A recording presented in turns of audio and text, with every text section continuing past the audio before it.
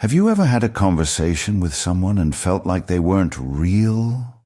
Almost as if you were talking to a robot or one of those NPCs, non-playable characters.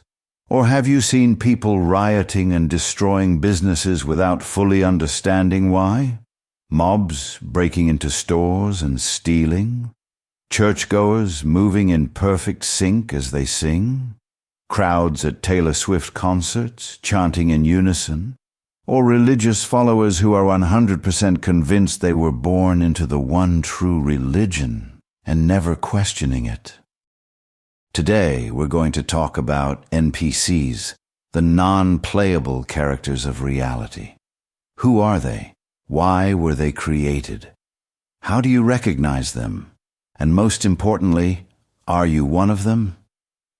Just as the universe maintains a perfect balance between masculine and feminine energies, the same principle applies to NPCs and real players.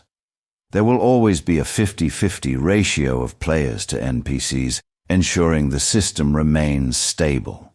From this point forward, we'll be using two terms: free thinkers, those who question, analyze, and actively shape their beliefs and reality; conformists, those who follow societal norms, accept given structures, and reinforce stability.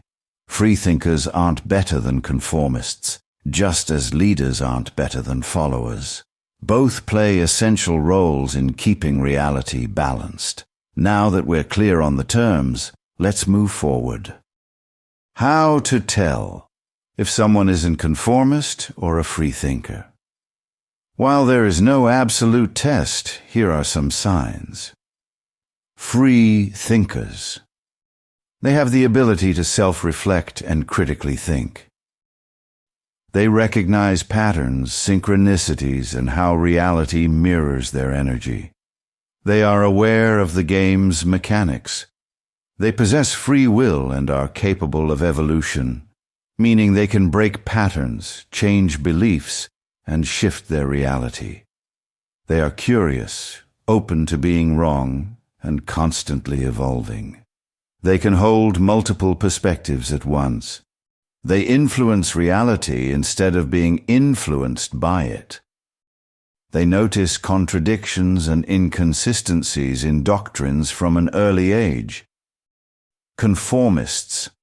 They have a much harder time self-reflecting. Breaking cycles and personal evolution is difficult. Their responses to major topics, politics, religion, morality, life purpose, are often pre-packaged and predictable. If challenged, they default to defense mode or repeat the same answer louder. They are emotionally controlled by external forces. Their moods, beliefs, and actions are shaped by media, trends, authority figures, or social pressure. They react instead of respond, often acting based on fear, outrage, or blind loyalty to their group. They usually reject new possibilities and alternative perspectives. They engage in surface-level conversations and struggle with complex, layered thought.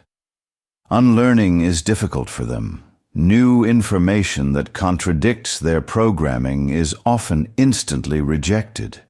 They tend to mock, attack, or avoid anything that challenges their worldview, as new perspectives can feel threatening.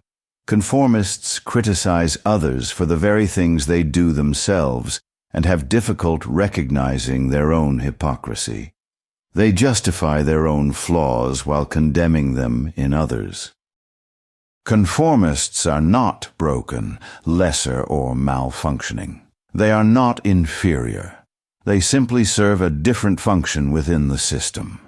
To look down on them would be no different than a man thinking women are lesser simply because they operate differently, or vice versa. It's not about higher or lower, it's about contrast and balance. Imagine if you were a highly masculine man and you were only surrounded by other men all the time. There would be no polarity, no contrast, no balance. The world is not designed to be one-sided, dominant and submissive, freedom and obligated, male and female, freethinker and conformist, all just opposing energies existing to create balance. Just as masculine and feminine energies complement each other, so do all dualities in the system. Free thinkers create, adapt, and shape the game. Conformists provide structure, contrast, and stability. One cannot exist without the other. Why conformists are necessary for the system to function. Just as masculine and feminine energies come together to create life, freethinkers and conformists work together to push reality forward. The masculine energy initiates, plants the seed, and drives forward. The feminine energy nurtures, develops, and brings the creation to life. Neither is superior, both are essential. Now look at how freethinkers and conformists function in the same way. A freethinker brings the seed, an idea, vision, or innovation. And conformist works as the creator, the one who develops, refines, and carries it forward into the world.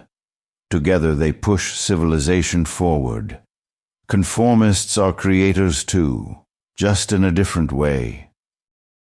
Just as a mother takes a seed and nurtures it into life, conformists take the ideas, structures, and inventions of freethinkers and bring them into reality. A freethinker envisions new technology, a new philosophy, or a movement. Conformists work as builders, workers, and enforcers, solidifying the creation into the world. This is why not everyone needs to be a freethinker. If everyone was purely a visionary, nothing would be built. If everyone was purely a stabilizer, nothing would evolve. They need each other. Compassion is key, because in the grand design, every role serves a purpose. Trying to turn a conformist into a freethinker is like forcing a sex change on someone who never wanted it. Not everyone is meant to be a freethinker, and that is not a flaw. Just as some people are naturally masculine or feminine, some people are designed to question, and others are designed to follow. Forcing someone to wake up is like forcing them into a role that was never meant for them. Conformists are not lesser than free thinkers, just different. A world where everyone questions everything would be as imbalanced as a world where no one does. Structure and stability require both. Your role is not to fix others, but to navigate reality with wisdom. Some are here to lead, innovate, and challenge the system. Others are here to maintain order and reinforce its structure. Both are necessary. Alignment is more powerful than persuasion. Instead of exhausting energy trying to change those who are not meant to change, focus on finding and co-creating with those who already see. The system was not designed for you to change others. It was designed for you to evolve, explore, and master yourself. For so long, you may have felt this heavy burden, this pressure to wake people up, to show them the truth, to make them see what you see. But that was never your job. Doesn't it feel great to let that weight go? You don't have to argue anymore. There's no need to judge or change anyone's lack of awareness anymore. You don't have to be responsible for anyone else's awakening. It was never your responsibility.